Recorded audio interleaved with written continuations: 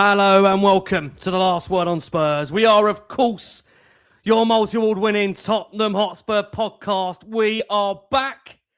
It's the big one. We've had 10, 11, 12 days off. Look how happier we are. Look how fresher we all are.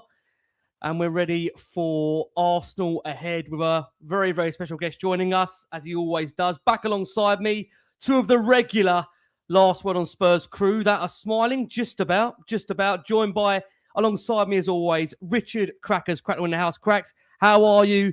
Love to see you back alongside me ahead of what feels like a very big next few days. Well, evening, everybody. Evening, Rick, or good morning if you're listening tomorrow or whenever. Yeah, all good, Rick, all good. And wow.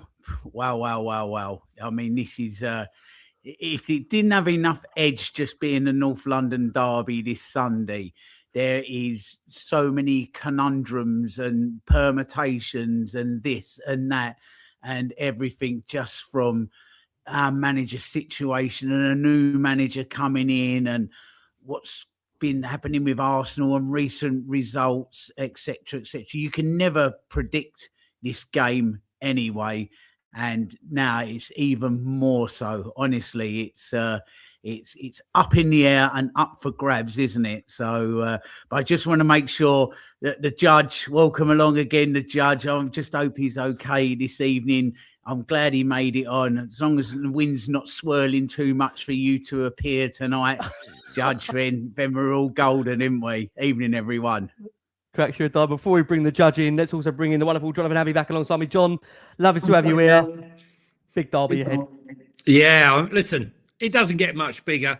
The derbies are always big, right? Doesn't matter where we are. Normally we're underneath Arsenal somewhere, St. Tottenham Day and all the rest of it. But I think last night gave Spurs fans some hope, right, that we could potentially get something out of it. I think before that game, we had no hope. It was just how bad the defeat was gonna be. But I checked the weather, and the wind could well be swirling. The wind could well be swirling, and if it doesn't, and if the weather's not going to be swirling, I've arranged for a whole load of people in the South Stand to take hairdryers to get the wind swirling to give us half a chance tomorrow night. I don't. The numpty. That could also be us shitting ourselves and farting that wind. By the way, honestly, I've heard some stories. I've heard some excuses in my time, but that one was actually. I actually thought it was a parody just for a minute until I realised that it actually wasn't. But listen, fair dues. You've got to find the excuse for. Yeah. I think there's real reasons why Arsenal let it go last night. But I'm looking forward to it. Everything's on the table. We've got nothing to lose. Arsenal got everything to lose. Interesting. Well, listen, bringing the special guest back in, always here twice a season. Thank God it's only twice a season, because I'm not sure our hearts could cope with any cup games at the moment. Not that Spurs can do anything in the domestic cups right now. We're delighted to welcome back to the show. And can I just say, he did not use the excuse of swirling wind at Molineux. I can tell you, we've got the superb only guest accepted on the show being an Arsenal fan. Lee Judge is back in the show. Lee, how are you, mate? Oh, listen, am I right in saying, how are you? You had better times like the last 24 hours or so? I've had better days, you know what I mean? And then I've got to come on here with all these Spurs fans, you know what I mean? So, Lee, you get more of a welcome than us. The cheek of it and saying, we got nothing to lose, you know what I mean? Like, you know, just our Premier League status potentially later in the season, I tell you.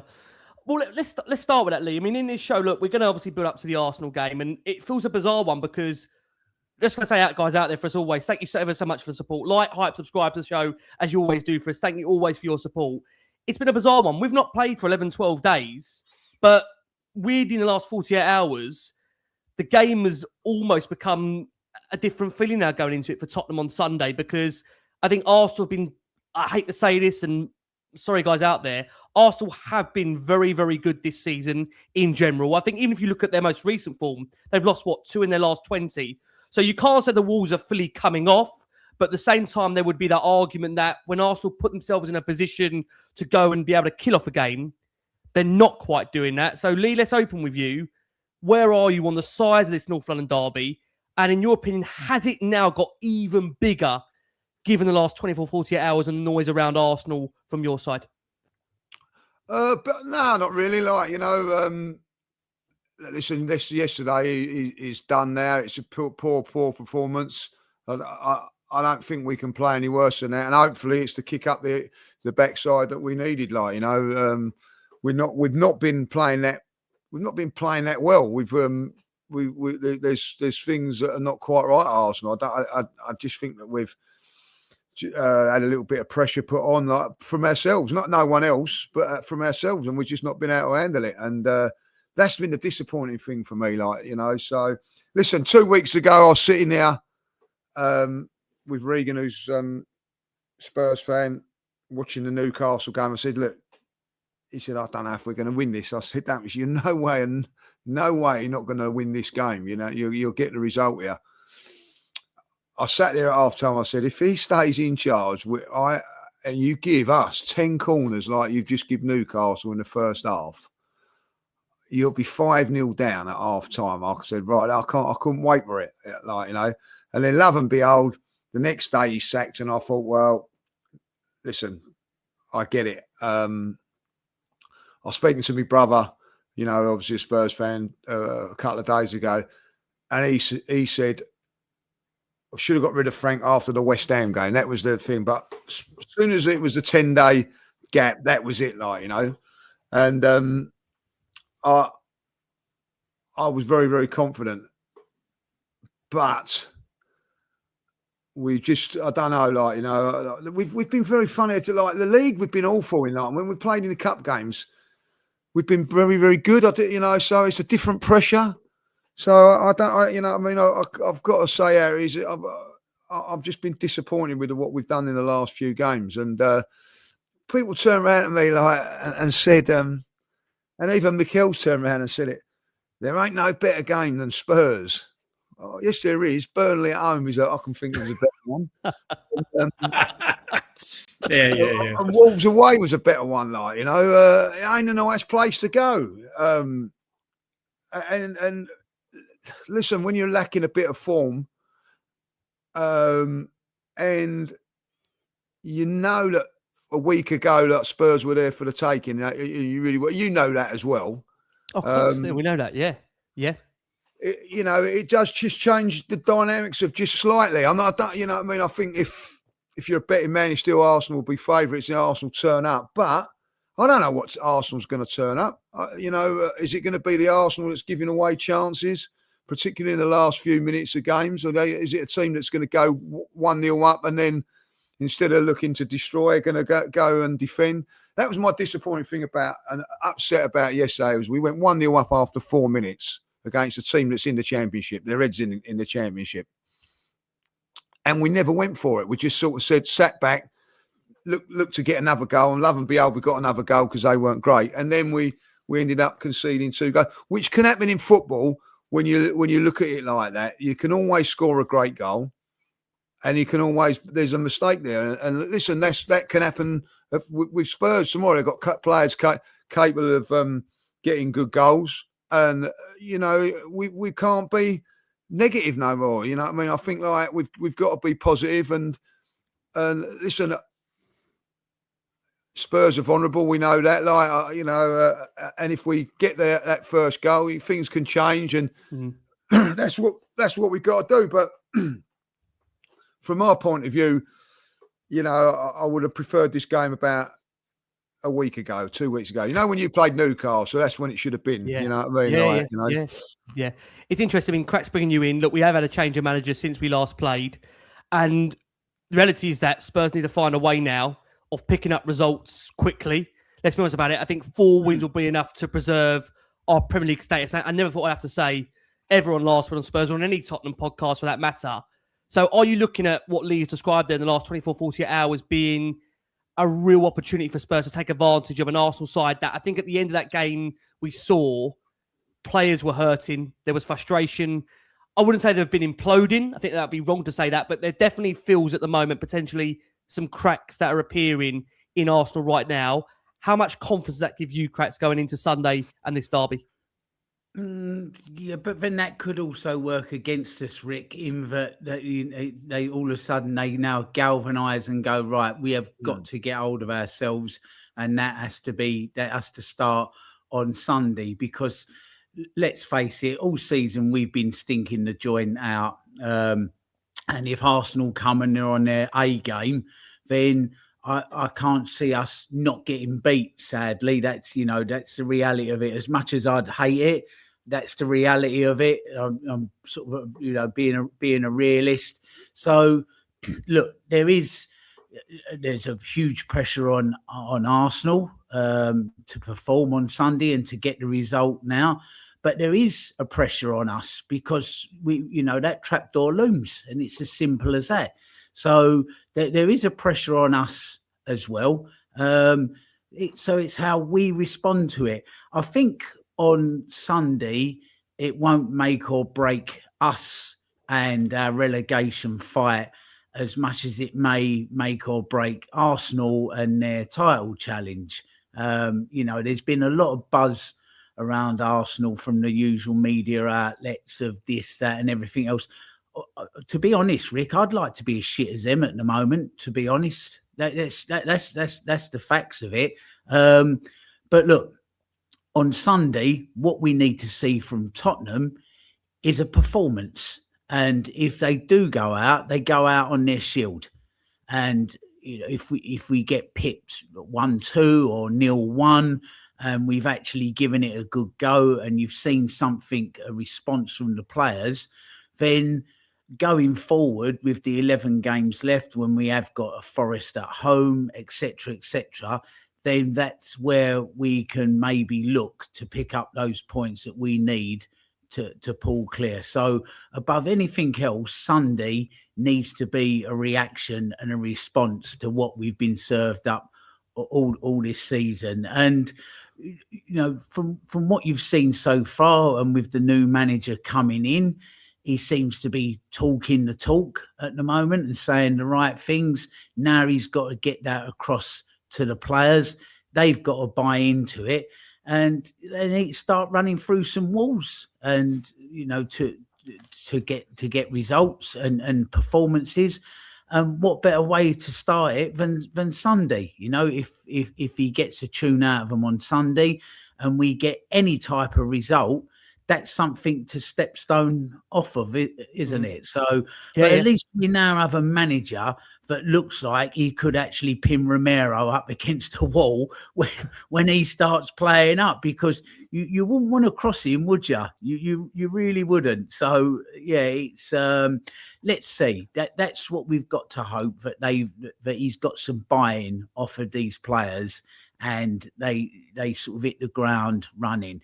If they buy into him, like I said to you before, and they give the crowd a performance, maybe not the result, but a performance on Sunday, then he gets to buy in from the fans as well. So, but there's just, as I said at the start of the show, so many variables with this, because I don't know, with Premier League games, it's almost like dance steps, isn't it? So when Liverpool play Chelsea, Liverpool as a team will go, okay, so this is what Chelsea do under this manager. They're likely to come here and do this, and this, and vice versa. Now, Arsenal, Mikel Arteta, they haven't got a clue what's coming at them Sunday. Not a clue, because they might look at Igor Tudor and what he's done and way he played at Juve, but it's so difficult to predict how we're going to line up, what patterns of play we're gonna try and take to the game on Sunday. So it'll be very, very interesting to see what happens this coming Sunday. But all I hope and pray for is that we get a response and some reaction from the players, and and give this a good go. In the immortal words of Roger Daltrey when he played McVicar, he said, I might not win this fight, but I'll be the best fucking second you ever saw. when he starts to have a big row with the screws in prison. Let's see, Rick. Let's see. Well, Lee will hope that statement doesn't come true, and that's not a quote he wants to hang on for this season, that's for sure. I mean, coming over to you, John, if we can, Igor Tudor said Tottenham want to take the game to Arsenal in a way the fans will like, and he insists Spurs will give everything to beat them in his first game in charge. Just what kind of task is Tudor stepping into on Sunday, given his lack of Premier League experience, the first time he's going to taste any kind of English football, because he hasn't got any as a player either. So is he ready for this, John, in terms of what is going to be facing him on Sunday? Well, I think it's too early to mock Tudor. I mean, a lot of people are already mocking him and he hasn't even started yet. I mean, look, the thing is, Arsenal got two wins in the last 7 games, right? But for me, they got everything. They got the squad depth. They got everything there. But they just don't have that winning mentality. Last night, right, they just lacked bollocks. They lacked positivity and creativity. And they got exactly what they deserved at the end. That last 35 minutes reminded me of us, right? Well, I haven't seen that in Arsenal, right? They were there for the taking, Wolves. They're 2-0 up. They could have cruised it. And for some unknown reason, Arteta sat back and allowed them to come on. And once Bueno's goal went in, they thrived on that. And Arsenal looked a little bit scared. And, you know, I've not seen that. I think the one thing, the template that I've seen of where Arsenal are vulnerable is when you get in their face. We saw it at Sunderland, we saw it at Brentford, and we saw it to a certain extent in the second half last night. And I think that's what Spurs need to do. We need to see a Spurs team that comes out with aggression, controlled aggression, and believes. I mean, I think if we went 1-0 down, Ricky, but the fans could see that they were committed and they were giving it all, I think they could forgive it. And I think the fans would still be behind them. But if they turn up to that team with no heart, no bollocks, and they come out of there and they capitulate, the fans won't stand for it. Doesn't matter if it's Tudor, won't matter at all. But I think the fans are going to be behind. I think it's going to be a great atmosphere. I mean, it's always a good atmosphere, Spurs, Arsenal, but I think this could be a great atmosphere because I think Spurs fans, I mean, listen, I know people who couldn't get rid of an Arsenal ticket 4 days ago, right? I ain't going to that. I'm not going to watch that ritual slaughter. Now, yeah, everyone's ringing everyone. You got a ticket? Can you get me a ticket? Because now it's something that they believe that maybe we could get something out of. Tudor's on a hiding to nothing. As I said, it's a free hit. To Arsenal, they can't afford, with Chelsea coming up in the next game, they must get the 3 points from this. I just think that if we get in their faces and we believe that we can do something, we can get a result out of them. I mean, Lee, last night I think you said that you've handed the title to Man City. Do you really believe that? Yeah, on that performance, yeah. On that, yeah. You know, I go from performance to performance. Like, you know, if I go and beat Spurs, you can look at it differently. But I just felt I see things yesterday that make me think that we're not. Listen, it's not nothing to do with Man City. I've never felt that Man City are putting pressure on us. I watched it. You know, people going about Man City, they capitulated against Tottenham. You know what I mean? Like, embarrassingly. And if at the end of the day, Spurs, if they really wanted it, I think could have won that game. I think in the end of the day, they settled for the point. But so they've got flaws in their game. You know, they're not the team of two seasons ago. Especially defensively. Yeah, you can get them. And I think like you know. So that's that. But what I see yesterday was. It wasn't acceptable from an Arsenal team. Wasn't acceptable from an Arsenal team if they weren't going for the title. You know, You know, that game's chucked onto us because of we got to the cup final. I just thought I'd mention that we got to the cup final. Hey, but Lee, tell me something, right? Are you worried? Will you be concerned if they're not sleeping in their beds tonight and they're catching the coach to the ground? Listen, don't you start, like, you know what I mean, on things like that. Let me put you straight about that. I was never asked that. I was asked a question, what's the difference between home and away? Home and away. And I turned around and said, You know, like the obvious one is the home fans, you know, like the fans. But I said there's all different things. You know what I mean? Like coach journeys. I said, like, you know, they watered the pitch. Like when I played, we always watered our pitch. But you go away from home, some teams don't water the pitch. They leave it bumpy and that's what I said. And so it got totally taken out of context. And yeah, you don't sleep in your own bed when you're away from home. Like you go into an hotel, so it's different. So, and listen, the higher you go up in the elite level, those are massive. Those little things are massive details. And you know, when you think about it, there's no difference between Arsenal's pitch and Tottenham's pitch. But why is the home team the favourite? There's got to be reasons for it. Well, we can't win at home, Lee. We can't. Yeah. And why is that? Probably because of the pressure. So there's all different things, isn't there? What make home and away, you know? But I think if you was to, I don't know, if you was to, you know, like a Champions League, for instance, you're in that. Would you prefer the away leg first or the second? I think you prefer it second because there's a slight advantage, and I do think there's an advantage at home. That's all I said. And of course, that bloody Midnight, who I do some work for, absolutely clipped me up, like made me look right bad there. I've worked with them before, Lee. They're actually all right. Good guys. No, they're good guys. Yeah, listen, I don't mind it. It's a bit of fun, like, you know what I mean? And but of course, you get some people that actually do believe that I said that. You know what I mean? Like, but there you go. I was only jesting, obviously. No, I know, but like, you know, it's all part of it. But at least you clarified it. Lee, I just want to say, you said about Tudor earlier. You were saying around Frank that if Frank was maybe in charge, maybe you'd feel different about this game. How do you feel about the fact that it's going to be for Tottenham potentially a new manager bounce? I think the last time we had a new manager in for the Arsenal game was Martin Jol, and you beat us 5-4. I think I go back that game when Martin was in charge. I think Martin Jol was in charge then. So listen, I just wonder, more manager bounces than a tennis ball, you lot. You know what I mean? So we just change every 18 months. You've been more. We've seen you more than we've seen the managers on here. I don't listen. You peel back all the skin and things like that. It's about 11 players. For whatever reason. And listen, I don't know how you guys have felt about Romero and all that. What's your take on it? Go on, because your take on Romero. Well, I've seen worse challenges in the last 2 weeks go unpunished. Thank you very much, Lee. Thank you. But he's got pillared for it. So that's a bit unlucky on Frank, in my opinion.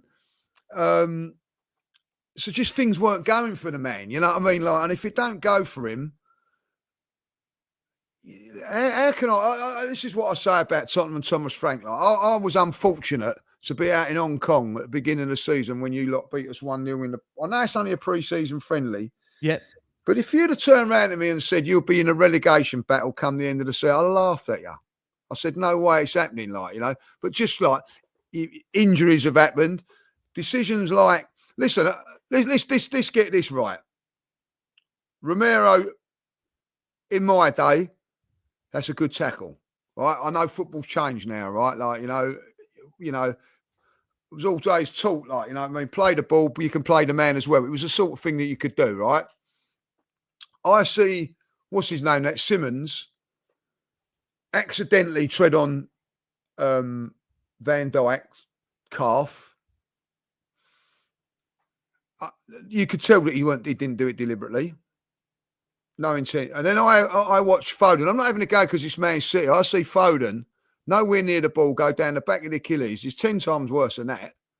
Nothing given for it. And I see the Romero one, and people turn around and go, well, that's his reputation in front of him. That ain't right. It's either a foul or a sending off, or it's not. But it doesn't matter what the player is. So I think he's got arse deal, and that's what, you know, that result there up against it for Thomas Frank. And then, of course, then you go into the next game against Newcastle, and they've hit a little bit of form. But you look at a game, and like, you know, from our point of view, going on to Saturday, I know like you can laugh about it and everything like that, but I'm hoping that West Ham win on Saturday, because that would put a little bit more pressure on you guys if West Ham win, right? and it could get edgy for you Spurs fans then, because if we actually do beat you, like, I think there'd be 2 points or 3 points off of it, and the panic stations are there. So we got that. That's what we've got to hope, like, you know. But the new manager coming in really shouldn't affect anything. It's, you know, and if you've got a tune out of this manager comes in, right, and I don't know how you feel about this, guys. You know what I mean? If he comes in and gets a tune out, what does that tell you about your players? No, I agree. It tells you everything about who he's. It would tell you, like, you know what I mean, that some of them have got to go. So, are they capable of doing that? I don't know. I think that when you've got some of your best players out, you're going to struggle. But the trouble with Spurs, and you know, I mean,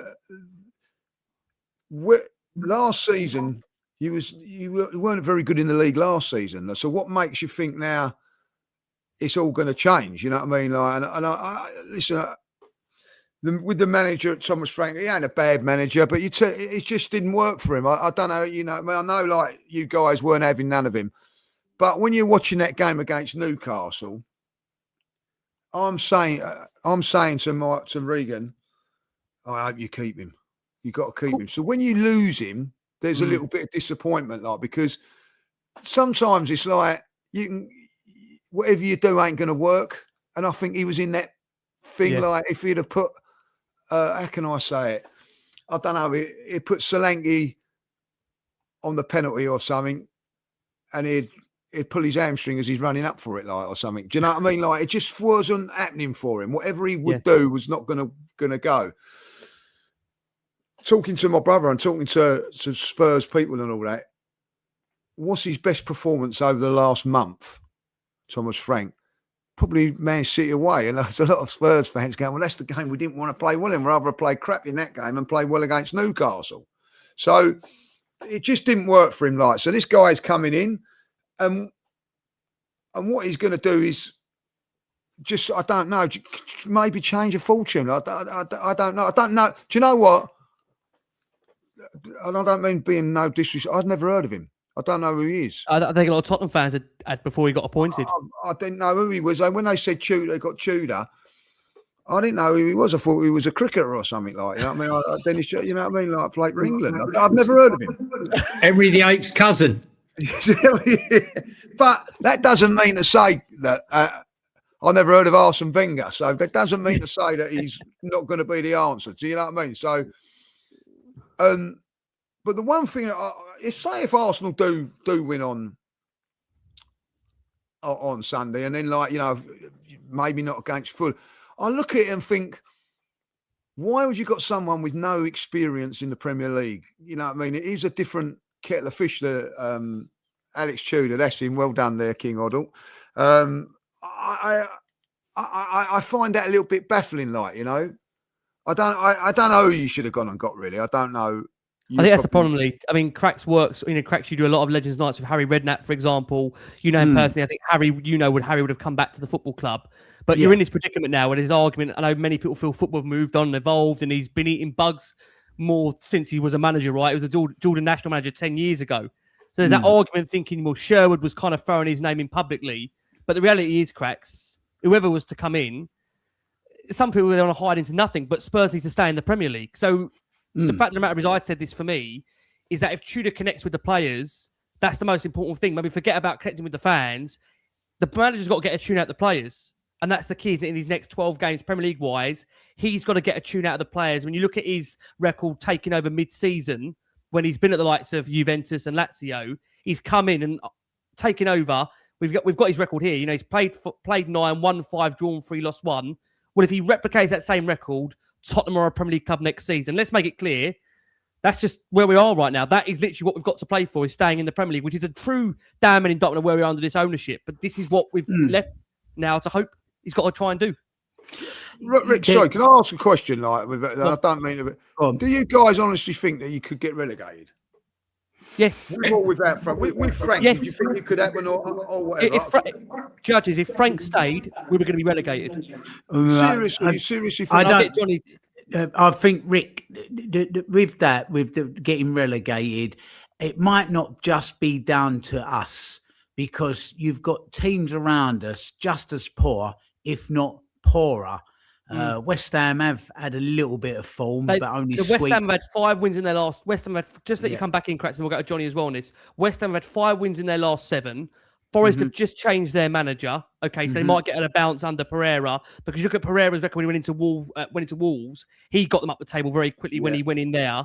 So the reality is that Spurs had to make this change, and if they had not made this change under Frank, I truly believe the form table, the home record in general, and Lee, you heard the stadium feeling at Newcastle. We were going down. I think we were done. Cracks, you come back in and we'll go to Johnny, and then we'll loop back round to judges on this. But then there is a 5-point gap and some goals that had to be made up as well. So there is a 6-point swing still to be had in those 11, 12 games that are left. So it's not. I don't think it would have just been down to us. It would have been how much form would those other teams around us very fair been able to pick up and overtake. But you know, the big headline in all of this, the elephant in the room of all of this is a football club charging ridiculous amounts of money with ridiculous, amounts of abundance of wealth available to them. And they're just not out there getting the best in class and getting people in that can do their jobs. This shouldn't even be a conversation, Rick. This is the big thing of just how poor these people are and the recruitment, because, Lee's right.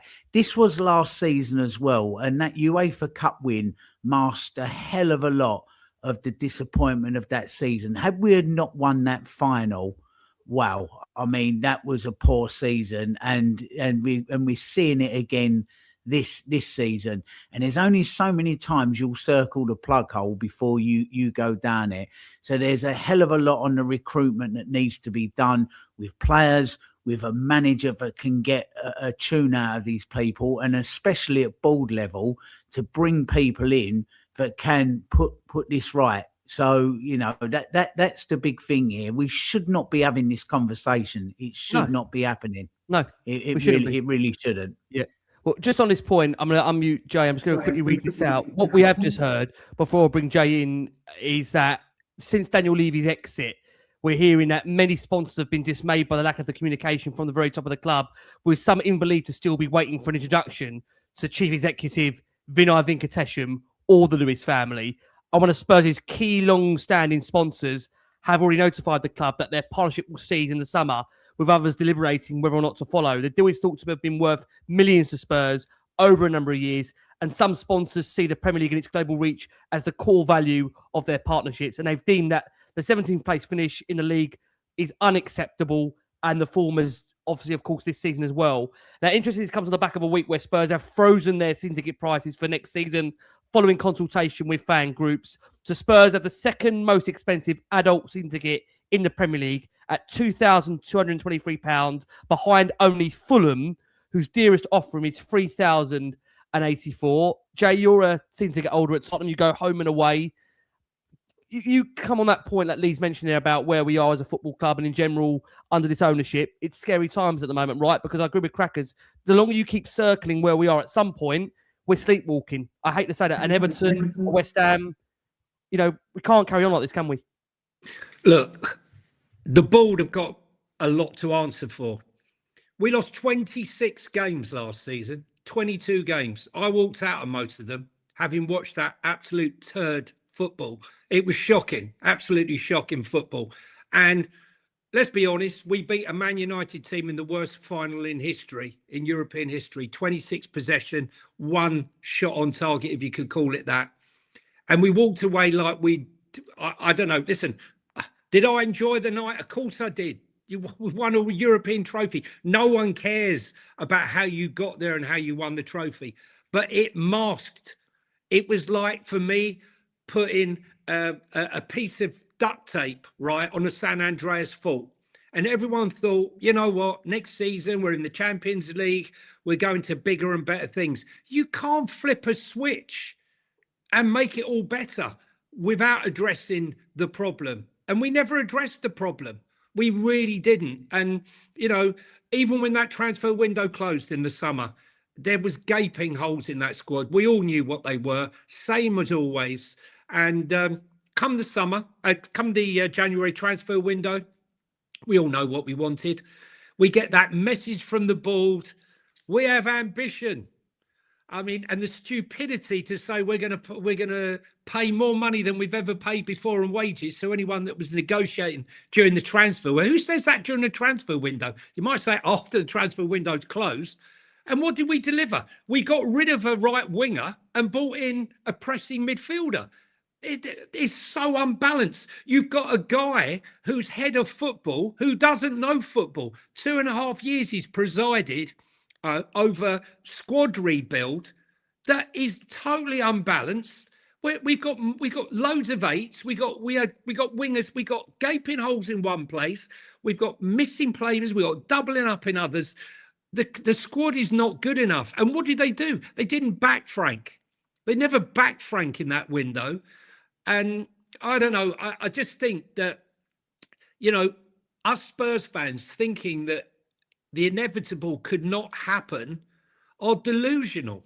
They really are, because, we're too big to go down. No one is too big to go down. Not when you don't invest. We pay the most for our season tickets, right? Some of the premium season tickets, Ricky, have gone up in price, just to let you know.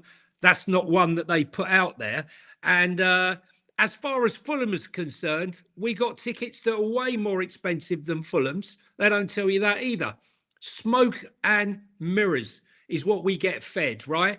And what's going to happen if we do survive, right? If we do survive, a job for a manager, not a problem, because you can come here. Your reputation is never tarnished because everyone fails here. And should you crack it and become successful, you become a hero overnight. Ange Postecoglou became a hero, winning one game in Bilbao, despite losing 40 of 61 games, right? Is absolute madness, held on a pedestal, right? I appreciate what we done on that night, but that one night can't mask the rest of it. And this board thinking, oh, we'll just wing our way through for the rest of the season is infuriating. It really is. And this manager that they brought in, the manager that was recommended to them by Fabio Paratici in November after we lost to Arsenal and Chelsea, when he said, you've got to get rid of Frank, they never listened. They said, no. We want to keep Frank. And as you quite rightly said, Ricky, just recently, a couple of hours ago, okay, 33 days ago, right? Was it 33 days? We brought in Heitinger.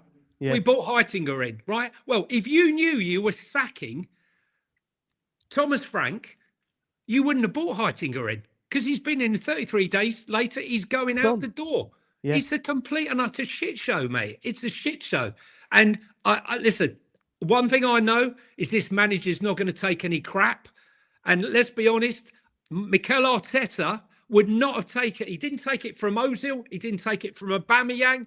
You want to mess up the changing room. It ain't happening, mate. You're out. The board backed him, right? Thomas Frank allowing Spence and Mickey van der Ven to walk right past him without acknowledging him and blanking him when he tried to hold out his hand. Should never have happened. The management is in a mess. Well, let me come over to Lee. Look, you've heard a lot there from us, Lee, when you asked us the question about being relegated. Do you feel a bit better now, Lee? Arsenal now, isn't it? Do you feel a bit better now? I mean, I don't know, you heard there just you've even aside, you've got Spurs family, Lee, so you hear this all the time. You know how Spurs fans are feeling. We've interacted as well throughout the season as well. I mean, the reality is where we are right now. We're in a difficult place, but I suppose the what's happened over the last 24, 48 hours for Tottenham fans has given them some kind of hope that maybe going into Sunday with a new manager bounce, there might be something to play for there. How are you feeling in general for you about this fixture now? You said there for you just can't accept or tolerate another display like you saw against Wolves. Do you think you'll see a reaction from Arsenal at the Tottenham Hotspur Stadium? How do you feel about that? Yeah, of course. I do think that. Listen, Spurs are where they are for a reason. It's this that doesn't it's not bad luck where Spurs are in the league. It's not like good luck where Arsenal are in the league. There's a reason where we are, and there's a reason where Tottenham are this month. And this be perfectly clear. As an Arsenal fan and a fan that's been brought up on Arsenal and Spurs and that, whether you think Spurs should be challenging for titles, winning leagues, getting whatever, they should never, ever be where they are now. It is for a big club with a big fan base. You know, they shouldn't be talked about in a relegation thing. You know, they shouldn't be, but they are. And the reason that they are is because I think poor management. You can say all of that, like the board have tried numerous managers and all that. Sometimes in life, people turn around and go, well, you can't look at injuries and blame injuries, but sometimes you can when you've got 5 or 6 of your better players missing. And I don't care if you're Tottenham Hotspur, Man City, Arsenal, or whatever. If you take the best 5 players out of your team, you ain't going to be like challenging. And that is try 12, Lee. All right. Well, all right. So you got 12 injuries, but you know what I'm saying with like your top. Yeah, like, 100%. Of course. I'm saying like, you know, they're not all great players that are out of the side, but I'm looking at, you know, Kulusevski's a very, very good player that hasn't played for a year now. Come on, like, you know what I mean? You got like Maddison who can open up things for you. Yeah. You've had Solanke who, you know, is probably finding it a little bit tougher now because he's just coming back from fitness. You know what I mean? You have a little spurt and then you find it a little bit. He's been out for months. You know what I mean? Like, so you've had your injuries with your fullbacks. You know, so listen, and people will come back to you and quite rightly say, look, we've all had injuries and it's part and parcel of football, but they're continuing to keep getting them. So there is fundamental things that are there. You know, like Kudus is a very, very good player, like or looked like he was going to be a good player for Spurs, not quite, and then he's gone and got injured. So it's listen, and we had it at Arsenal last year when you have injuries and you have to deal with them. Like we had no forwards and we still. But that's different, isn't it? You have dealt with it. You went into the windows. You've shown genuine ambition. Yeah, I think. And your squad is probably the strongest you've ever had it. Is it fairly to say that your squad is the strongest you've ever known it as an Arsenal fan? Where can you come? Is that unbelievable? Fair? It is. And another thing which people don't realise is when you're playing Europa League and you can play a different team and still get through the qualifying stages of that. And then when you go on to the bigger games, knockout, you got to play that. Arsenal, Spurs, Newcastle, Man City and all that. We have been playing week in, week out, Saturday, midweek. Now, Arsenal have been able to rotate because they've got big enough. Tottenham haven't been able to do that, and nor have Newcastle. If you have a look at Newcastle's form and suffered, and now they're getting like injuries, so it's tough. It's tough. So you've got to have a big enough squad to do that. Did Tottenham do enough in the window? Probably not. You'd probably all say that, but it is difficult to go and buy 5 players when another 5 are on the injured list and you've got wages to go and all that. You have to think of all those things. So listen, it's difficult. But I look at Tottenham, you know, they've bought some players and I scratch my head about it. Like, you know what I mean? Like, I know that he got the goal for it, didn't he? The Welsh lad, I can't think of his name. Brendan Johnson. He got the goal for it. You know what I mean? You can't even get a game at Crystal Palace. Yeah. And like, you know, spent a lot of money on him. And you're like thinking, well, he's going to be the one that's going to take us to here and there, like, you know. And do you know can I ask you, Lee? I want to ask about. Can I ask you about Vinay? I need to ask you about Vinay Venkatesham, only because there's a lot of Tottenham fans at the moment that feel, is he part of like an inside job at the moment? Agent Vinay. We always used to call him a Tottenham fan. When he went to your lot, we thought, oh, there you go, surprise, surprise. Well, I mean, I saw a video doing. Go on. Look, listen, I wouldn't have him nowhere near my football club. Is that how you felt? Right, so is that how you felt? So when Vinay was in charge of Arsenal, was that your feeling? You wouldn't want him anywhere near your football club? Was that your feeling at the time? 100%. Didn't like him. Not for me. when he went Tottenham, I went, well, that doesn't surprise me. You know what I mean? Listen, these guys, you know this, that there's guys working at Tottenham that are not Tottenham people, like, you know what I mean? There's guys at Arsenal that are not Arsenal people, like that happens, you know. The difference is right now, though, Lee, is the ambition that Arsenal have shown, and I hate saying this in his last few years, it feels like at the moment they are prioritising football. They are prioritising trying to win. Yeah, but whereas I think we where we are wasn't for right 20 now. years. I know it sounds silly and all that. I used to love my mate, one of my best mates is a Spurs fan. You wait till we get that new stadium, the wall, and all. I said, you will have hell there. Because We it are. won't be the same as White Hart Lane. We are having hell there. Exactly, like, you know what I mean? Like, and then I said to you, don't know, we had 20 years, guys, right? You know what I mean? You can laugh at them, whatever, of selling our best player every single year. I don't see Tottenham doing that. I see Tottenham keeping Harry Kane to his 30 years of age. We couldn't do that. Harry left. Sell. The thing is, only Harry left because he knew the club couldn't match their ambition, could they? That was the problem with Harry in the end. Harry left the same way. He was 30, Rick. We lost Fabregas and all of those guys in their total problem. I'm not saying that Harry Kane won his problem, but you know what I'm saying. Yeah, of course. I hear you. We had to do it a different way. We had to sell players and all that, and it was frustrating at times. And I get it with Tottenham, like, you know what I mean. The thing is with Tottenham, because we've been there, right? You get this shiny new stadium, and they double you up with prices. And I used to say, like, it's like I'm paying West End prices and I'm watching a village show, right? I wish we had a village show. Yeah, you're doing the same now. It's frustrating, but that won't always be the case. You know what I mean? Eventually, you have to, you know, get the numbers up and all that. Like, and I don't care what anybody. Listen, I think Tottenham Stadium's fantastic. The first time I walked in there, I went, wow. Of course it is. You keep winning there every time you come. Yeah, but it's not like White Hart Lane. It never will be. No, it will never be as good as White Hart Lane. You know what I mean? Years and years will take its toll when people forget about it. Like we have Highbury to a certain level, but Highbury was never be matched. And it's unfortunate the likes of Arsenal and Spurs have had to. And we was talking about this. Funny, I'm doing a documentary about Arsenal and Spurs. We've been fortunate. You guys and us have been fortunate that you got that stadium right bang where the other one was.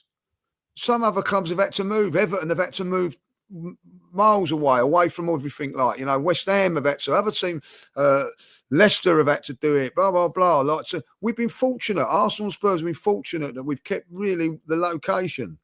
You know what I mean? So there's a lot of good things that Tottenham have done. You know what I mean? At the end of the day, you can't. I go to the studio every day and go past your stadium, like it's, you know, it's like a spaceship out there. You know what I mean? Like it's a wonderful stadium.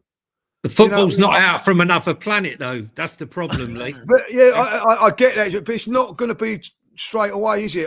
Like, you know what I mean? I get what you're saying. You can't have a wonderful stadium and then the next week fill it all with superstar players. You've got to be like Arsenal. It took a long time for Arsenal to get where they are, and we're still not there. We're still not there. But you're closer than you've ever been. That's fair. Is that fair to say you're closer than you've ever been now in terms of the fact you are in closest we've ever been? But it could also be the furthest way, because at the end of the day, if you don't get it done, what happens then? Players are going to leave, and you know what I mean. Like you know, somewhere along the line, it comes in cycles, doesn't it? I think like Arsenal, you know, have got a unbelievable lot of players at this moment in their, not even in their prime yet, but they're coming into their prime. But you had that with your team, Tottenham, with the Harry Kanes. You ain't gonna. We had it with Thierry Henry, like, you know what I mean. We still get it now, right? Well, we've never replaced Patrick Vieira. We've never replaced Thierry Henry. Do you know why? Because they're irreplaceable. We're never going to replace them. It's the same. It's like Kane. Yeah, it's Kane. Tottenham had Harry Kane. Where are you going to get another Harry Kane from? You name me somewhere in the. You ain't. Yeah. But the thing is, I go back to Arsenal and the ambition they've shown. I hate saying this, but Declan Rice, to me, when he came in, you could see he was going to make a difference to Arsenal. When Arsenal first signed Declan Rice, I was thinking, right, Arsenal are serious. They've gone and signed Declan Rice, proper player. He's going to go in there and he's actually going to change, I think, a lot of the mentality around that team. And to be fair, to a certain degree, I know the last 48 hours might be clouded for some Arsenal fans, but he has changed the mentality. Look at what Arsenal are doing now in comparison to 5-6 years ago. I do just want to turn our focus back onto, of course, the weekend. Can I just add, Ricky? Just to say, you know, when you think about where Arsenal were, and then the Arsenal fans marching on the board, and Kroenke came out and said, "Look, I'm going to back the club, and we're going to invest." And true to his word, he has invested in that squad. Yeah. You know, 100%. every single window he's been about. So, you know, you can't knock the board because they put their money where their mouth is. And year by year, window by window, they keep investing in that squad. And yeah, they haven't won the title, but you can see the intent. We don't have intent. We have dreams. We have stories. We have smoke and mirrors. And that's why we're angry. And that's why I look at Arsenal with jealousy, only from the point of view is that they have owners with ambition who are investing in the squad. Yeah. I do just want to turn our attention back to Sunday, Cracks, to bring you in. Cracks, where will the game be won and lost for you? We know we have only got 12 to 13 fit players. So again, like you said at the start of the show, it's a limited squad that we've really got to work with. Tudor's first game. Cracks, where will the game be won and lost for you in terms of how we're going to approach it? Well, I'll tell you what, enough. Now, Rick, what's happened in the last 2-3 seasons, it's done. Yeah. There's a battle ahead. A line has to be drawn. That's from the players, the management, and the fans. And you just got to go, that's it. It's like a dysfunctional family turning up at a family wedding, innit? Kids, put your Sunday best on, all right? You please and you thank you, all right? And like you turn up in your best bit of clobber, and we're a family, all right? You can put away all the arguments because we're going to the in-laws that we hate, but they're going to think that we're saying that we're not. And that's on Sunday. Look, we've got to get behind the team as a fan base. Agreed. The players have got to perform. They've got to give us something on Sunday. And I think Johnny was right. I think if we try and go toe-to-toe with Arsenal, we'll get our asses handed to us on a plate. So we have got to squeeze everything. We have got to just get in faces. We've got to spoil. We've got to battle. We've just got to make it horrible. We just got to make it a real battle on Sunday. That's the only way we can get something out of this. He's got to have some more time to be able to get them playing some football that he wants to see. I know he's only got like these 12 games, but this is what he's got to do on Sunday. He's got to get a tune out of these players, and we've got to get behind that and put all of this in the past. We really have to. This now is all for the end of the season. So why is what wherefore? Yeah, you're right. You're right. Not upstairs, and who's good enough and who's not good enough for this squad. That's it now, because we're in the trenches and we just got to go over the top and have it. We really have to. And all what's gone has gone. That's it now. We just got to focus on this. Jay, your thoughts on the game for you? Where will it be won and lost? I think we got to contain them. The counter-attack is where I think we can win it. I'd like to know whether Odegaard is back. I'm not sure whether he's back. Maybe he'll be able to tell us. But I think Saka's okay. I think he sort of limped off. And Trossard, if he had concussion, let's hope he don't come back. Think he's Pele, and he plays on the weekend. Look, I think we've got a chance. But like I said, if we go full out, Ricky, and go gung ho, we're going to get turned over, right? We got to play compact. I think we'll play 3 at the back, but our 3 will be more like a 5 at the back. Yeah. And moving forward, we will turn into a 3. I think it's all in a counter attack. Set pieces. Hopefully Richarlison's playing because we're going to need him defending the set pieces. Because let's be honest, Arsenal, I think Man City have scored something like 15 more goals from 16 more open play goals. Yeah, from open play goals. So they're gonna be strong in those set pieces, and we've seen so many times when we played Arsenal recently. Yeah, how many goals we concede. What's worrying me though, Ricky, is the stat that I feel that Arsenal, I thought it was in my head maybe that Arsenal get preferential treatment from referees at the moment. So I thought, maybe it's my imagination. Then I saw a stat yesterday which said that Arsenal have 7.6 fouls before they get a yellow card, the highest in the league, right? Guess who's bottom? Tottenham, on 4.2 fouls. I just hope the referee that comes on Saturday is fair, and I'd like to see a good old-fashioned North London derby that's fair, tough, and both sides go at it and may the best team win. But the one thing I want to see is when that final whistle goes, that Spurs fans, regardless of the result, can say, you know what, regardless, win, lose or draw, those players gave everything, because over the last few weeks, we certainly can't be saying that. And I think I will accept a defeat if it's on those terms. Otherwise, it's going to implode if we get absolutely hammered. It's not going to look good. Why did we employ Tudor? I'm looking for a football tutorial. Lee, let me come over to you. Just a couple of quick questions to ask you, mate. And like I say, thank you for doing this. We always appreciate you coming on here twice a season. You're the only Arsenal fan that is ever accepted on here. You know that. I don't know anyone that gets a welcome on our high road like Lee. Make that make sense. He's the only one that gets a welcome on the high road, and at Cheshunt Station gets applauded before he takes the fucking platform. That makes sense. He's like the Pat Jennings of the fan world, isn't he? I'll take that. It's a mad situation. Lee, do Arsenal need to win the title this season? Where are you on that view at the moment with regards to Mikel? Because, I think it's fair to say that, obviously, in the time I've known you, there's been such a split around Mikel in the Arsenal fan base. I think it's fair to say in the last year or so, you've been really behind him in terms of where he's taking Arsenal. Yeah. Does he need to win the title? Does he need to win something this season? Where are you on that for you? I think he's got to win the league. I don't know where we go if we don't. Right. You know what I mean? Like, I'm not saying we've got the right to win it. Is it like a do or die situation for you in terms of if you don't do it this season, then? Yeah, I don't know where we go from here if he don't. Really? I don't think he can survive. I don't think, and that's harsh on him because he's put us where we are. Like, and I don't like having that conversation at the moment because I go to every ground. Yeah.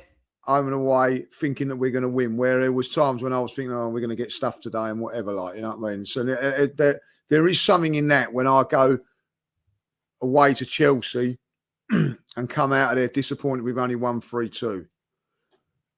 He's given me that when I've gone there and lost 6-0 and 2-0 and not been in games, you know what I mean? Yeah. So it's a very, very precarious position we're in where if you get rid of him, what could happen? But there comes a stage where if you've got a player, I don't know, a player that you can mention who's good enough, say at Tottenham or Arsenal, that's been good enough to get you a certain place, but he's never going to get you so far over. You've got to look to replace him, like, you know what I mean? So it's a real difficult conversation that we're going to have if we don't get over the line, like, you know what I mean? I think these next 2 weeks, we've got our two biggest rivals in London, like, Tottenham and Chelsea in the next 2 weeks. If we can get through those games, who knows? But I do think there is a conversation. It's a worrying conversation. Right, okay. And just on Eze, look, he had to say in the last fixture between the two clubs, the reverse fixture. Have you been frustrated as an Arsenal fan, his lack of playing time under Mikel so far this season? It surprised you at all? Not frustrating. I just don't understand it at times. I think he's been not used as much as what he can do. And the trouble with Arsenal is Arsenal are a well-oiled machine. And when you bring in somebody like an Eze or even a Madueke or whatever, they need time to gel into the way that you play and things like that. But we're in a league now or in an era now where a draw is not good enough at times. You know what I mean? Like, so you can't give them time so much. You've got to be hit the you know, like for instance, Robert Perez took 6 months to settle in at Arsenal. You know what I mean? What a wonderful, wonderful player he was. You ain't got 6 months no more. You've got to hit the ground running. So, you know, I think that if he went to Spurs, he'd be more regular. If he went to Spurs, where at Arsenal he's not guaranteed of a first team start. You know what I mean? Like, but because of of what you've got in front of you. So I've not been frustrated. Could he have done more? Yeah, but he's still got a little bit of credit in the bank for a certain reason. Absolutely. Look, let's quickly get round predictions. Let's start with Cracks. Cracks, prediction. What are you going for? Thanks, Rick. Trip to the dentist. Trip to the dentist. You can't predict this at the best of times, Rick, and this is even more crazy at the moment. Give me about 15 minutes into the game and I might give you half a clue. Do you know what? I'd take a 0-0 right now. I'd chomp your hand off at it. I'd take I'd take that. But it could be 0-4, it could be 4-0, it just could be. It's more likely to be 0-4. That's the way we've been playing. But yeah, all right. Listen, my head's saying one thing, but I'll go with my heart, and I will take a 1-1 draw for Sunday. I'm the same as you. Valiant point. If we can get a point, I think that would really, give us a bit of a spark, maybe, and also obviously dent Arsenal's title chances. Let's get Lee's, and we'll close on Johnny. Lee, what are you going for, mate? Weekend. What's your gut feeling? I just think we'll nick it. I think we've got to nick it, and I think that maybe 1-2. I think Spurs will score, and it'll be an edgy sort of last 20 minutes and all that, And I feel that maybe with the Spurs injuries, that maybe they run out of steam, like when they haven't got to maybe make a few substitutions or whatever. And I do think set pieces. I know, like Spurs are very good at set pieces themselves. By the way, they are. Goals. He's done very well. Goes under the radar, but I do think Vicario's weak. I do think he can be got at. And all credit to Pep. He was the one that sort of sussed that out back in the day. He did. In the FA Cup game. Do you remember that? That's right. Yes, right. He was doing really well up until then. And so I think that if we can target that, I think I wouldn't be surprised if Arsenal went 2-1 with an own goal and a set piece. There you go. Jay, what are you going for? Well, as it's Tudor, I'm open for an handball in. Listen, I think we're going to score. Look, I'm going to be hopeful. I'm going to be. They're getting worse. They're getting worse, crackers. 2-2. 2-2 was my score prediction. I think before last night's game, I didn't think I was going to go for an Arsenal win, to be honest with you. But I just think now Tudor's aggression, the fact that Richie's back will give us a bit more defensive cover at set pieces and corners. Yeah. And a bit of shithousery. I just don't hope it doesn't go too far. But I believe we're going to get a draw, and I'm going to go for a 2-2. And hopefully, listen, a point for us is absolutely massive. Right. And I think that point will carry us through to the games against Fulham and Crystal Palace and could be the turning point of our season. Jay, you've been a star. Listen, thank you so much. Cracks, thank you so much. Lee, thank you so much. Lee, where can all the Spurs fans find you? Do you want to let them know where they can find you? Nowhere. That's all right. He's in hiding. It'll be where the wind isn't blowing. I want to say under the shelter. I tell you, Lee, we might all be there come 6:30 on Sunday, mate. Don't just say. I'll come looking for you. For you. We might all be under the shelter. I want to say a massive thank you, Cracks. Thank you, Jay. Thank you, Lee Judges. Thank you, mate. I know it's been a crazy last 24 hours for you, mate. You've scaled walls and come back and done this with us. So, mate, big thanks as always. A lot of love for you always with the Spurs fans, which again sums up how crazy we are as a dysfunctional family that we're in love with an Arsenal fan. Lee, you've been a star. Thank you so much. The wonderful Lee Judges. Guys, we have been the last one on Spurs. Thank you so much for all your support. We'll be back with you quicker than you know it. From Cracks, from Jay, from me, from Lee Judges. We've been the last one on Spurs. Please, as always, keep safe, keep well. And as always,